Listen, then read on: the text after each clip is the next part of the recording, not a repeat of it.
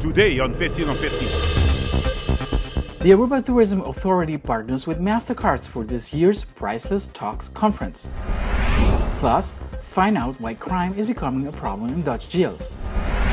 And this Aruban professor is showing Aruba how to battle food insecurity.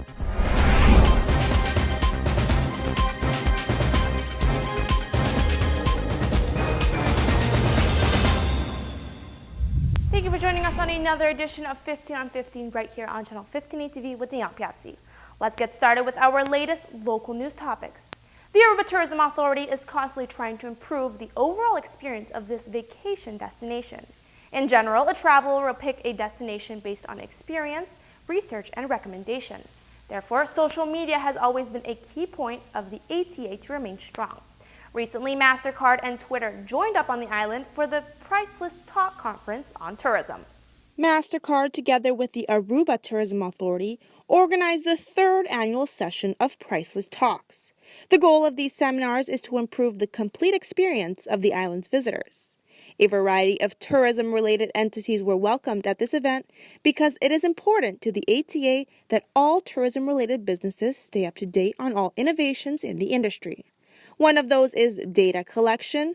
Through the online marketing, Aruba can now exactly know what demographic to target and who is interested in traveling to a sunny vacation destination. Okay, so in regards to services and findings on what we do with data globally, is to focus on those key markets in the world that have the propensity to travel over here. Basically, Aruba is right now in a good point when they can benchmark with the rest of the islands. What are the other markets doing? Aruba is an amazing place to be showcasing out there in the world. And my recommendation will be more towards that. Understand through the data where the clients or the potential clients are. Go and have a physical presence in those markets in order to invite those tourists to the country. A key marketing technique for the island is also social media, but specifically the trendiest of them all, Twitter. Mr. Marco Boter, a Twitter expert, gave tips to Aruba on the best way to use this tool. In terms of the development of Aruba for Twitter, I think what I would encourage to get active on Twitter, right? Know that there's a conversation happening every day on Twitter. Every day people are sharing stories, engaging with the beautiful island and the different touch points in the island. And those are all opportunities to build relationships with those visitors, pre, during, and post, right? So to have more success on Twitter, I think is you have to get in there, test it, utilize it, and have fun with it and engage with it. Turning the page, over the weekend, golfers all over the island dusted off their clubs and joined together for the 10th annual Wenti Golf Tournament. This event, which is a fundraiser by Wenti Vineyards from California, signed up 130 players. The funds collected were donated to Aruba's children's helpline Telefon Pahulantut, which empowers youngsters with information, choices, and emotional support. The tournament, organized for the 10th annual time as a fundraiser by Arion Wine Company in conjunction with Wenti Vineyards from California, signed up 130 players for the fun two-person scramble format. The funds were collected and marked for Telefon pa Juventud, a children's helpline empowering youngsters with information, choices, and emotional support.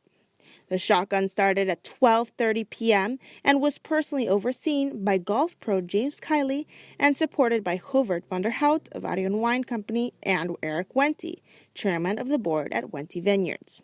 He also shook the hands of each player, thanking them for their participation. He tells us a little bit more about his Aruban experience. This year it was very fun. I think there's a good comradeship amongst all of the people participating in the tournament. I really feel like this is a tournament that everybody here owns and enjoys and appreciates the fact of all the things that we do, the tournament does, for the island. So this year I believe we're sponsoring the Autism Foundation and a wonderful cause, and I think everybody here has a sense of ownership for that, and it's wonderful. And suspense was in the air as this year's winners were announced. For this year's event, winning a round-trip airfare to San Francisco to visit Wenti Wines, the team with the net score of 57.1, Mike DeLisla and Maurice DeLisla.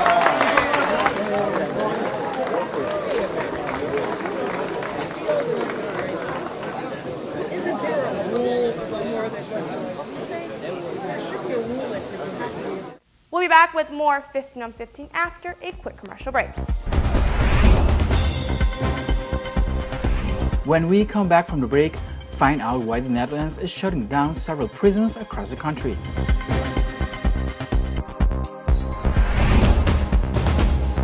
Thank you for staying with us right here on Channel 15 ATV. And we are once again back at on our Wednesday show. Therefore, we have got this week's trending stories of the week. First up is the Netherlands' growing problem of crime. Now, I don't mean the increasing amount of crime, but the lack of it altogether. In 2013, 19 prisons in the Netherlands were closed due to the country didn't have enough criminals. Now, 5 more are slated to close their doors by the end of summer. The Netherlands has a problem with crime. There's so little of it that a third of its prisons are empty. The country believes that a prison cell isn't always the solution. The Dutch have reintegration policies and tracking devices, which prevent delinquents from reoffending. Crime rates won't stop falling, and prisons are being forced to close. Those which remain open are importing foreign prisoners, having been turned into luxury hotels or into residences for refugees. The void that prisoners are leaving behind show the Netherlands has found an alternative to traditional prisons. In other trending stories of the week, after many decades of folklore and research, the Loch Ness Monster has finally been found by an underwater drone. Well, sort of. He's the most famous Scot after Sean Connery and Braveheart, and one of the world's most reclusive celebrities. However, we have finally have a high-quality scan of a 10-meter monster found in the depths of the world's famous Loch Ness, complete with long neck and 2 humps. This Loch Ness Monster, sadly, is a film prop, however. The Nessie-shaped beast was created for the 1970 film The Private Life of Sherlock Holmes, directed by Some Like It Hot director Billy Wilder and starring British horror legend Christopher Lee. The model was found by Munin, a robot being used by a survey team led by Norwegian company Kongsberg Maritime as part of a project organized by tourism body Visit Scotland. Turning the page, with the exam period getting closer for the island's local seniors, you may want to tune in. A new study by the Journal of Sleep Medicine has reported that only an additional 20 minutes a night can boost your grades. Here is one more reason kids' bedtime matters so much. A new study published in the journal Sleep Medicine found that teaching kids about the importance of sleep allowed them to get nearly 20 minutes more of it per night. What's more, to the researchers' surprise, that an extra 20 minutes in bed yielded higher grades in both math and English on students' report cards. According to its author, this study sends a clear message to parents to prioritize their kids' sleep. Researchers implemented a sleep study program in 2 groups of elementary school students in Montreal. The program consisted of 6 interactive 2-hour classes taught by the students' homeroom teachers about good bedtime routines, sleep hygiene, the consequences of poor sleep, barriers to good sleep, and the importance of sleep. What's more, letters were sent home to parents reviewing the sleep lessons, and school staff and leadership also attended the trainings about the importance of sleep for health and academic performance. In total, 71 students aged 7 to 11 participated, with 46 undergoing the sleep intervention, a 25 student for third school in control. At the end of 6-week program, the kids who participated in the program slept 18.2 minutes longer per night, fell asleep 2.3 minutes quicker, and slept for the first time for a long time in the bed, compared with their sleep before participating in this sleep program. We'll be back with more 15 on 15 after a quick commercial break. After the break, although the weather might differ, Washington and Aruba might have a lot in common when it comes to growing produce. Thank you for staying with us right here on Channel 15 ATV. Food security is a major challenge on small islands with desert-like weather such as Aruba. The Caribbean region in general is frequently food insecure with a lack of access to fresh, high-quality foods at affordable prices.